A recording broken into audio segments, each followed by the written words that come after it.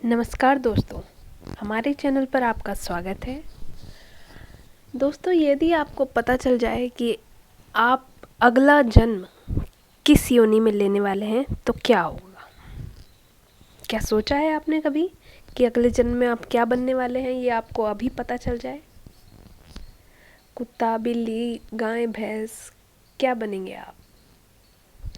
तो चलिए आज हम इसी बात पर डिस्कशन करेंगे, वो भी यजुर्वेद के अनुसार।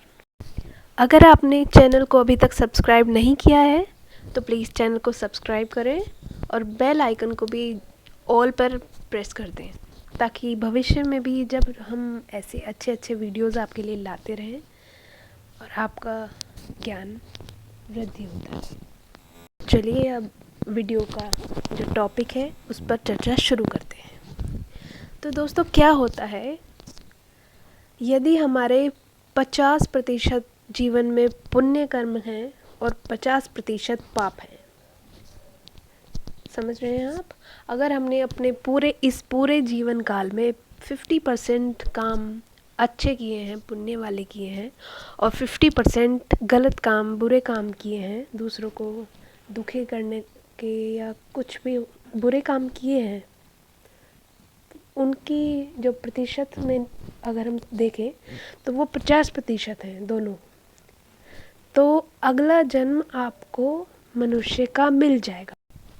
तो आप समझ ही गए होंगे, 50% पुण्य करने से आपको मनुष्य योनि प्राप्त हो जाएगी। इसी तरह आगे देखते हैं। अगर आपने मान लीजिए 80% पुण्य किए हैं अपने जीवन में और केवल 20% पाप किए हैं, तो आपको जो जन्म मिलेगा वो मिलेगा आपको चंद्रलोक पे।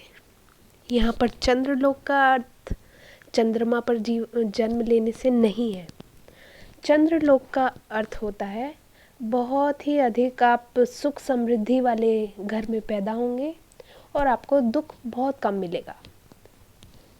ठीक है, और आगे हम चर्चा करते हैं। अगर आपने पुण्य लगभग मान लीजिए आपने 98% आपने पुण्य कर्म किए हैं, केवल आपसे 2% ही पाप कर्म हुआ है, कभी भूल चूक से, गलती से कभी आपसे सिर्फ 2% पाप हुआ है अपने पूरे जीवन काल में, तो समझिए आपका अगला जीवन जो है वो स्वर्ग में होने वाला है। स्वर्ग से अर्थ है आपको सभी प्रकार की सुख समृद्धि, धन, ऐश्वर्य, सब कुछ आपको अपने उस जीवन में प्राप्त होगा। दुख आपको केवल लेश मात्र ही मिलेगा, जिसकी आपको अनुभूति भी नहीं होगी। इसलिए सदैव पुण्य कर्म करने की ओर उद्यत हमें रहना चाहिए। और क्या आप ये सोच रहे हैं कि अगर हमने पूरे जीवन काल में पुण्य ही पुण्य किए हैं तो क्या होगा? यदि आपने 100% यानी कि 100% आपने पुण्य कर्म करके अपना जीवन बिताया है तो आप मोक्ष में पहुंच जाने वाले हैं। इसका अर्थ है आपको जन्म मरण के बंधन से मुक्ति मिलने वाली है।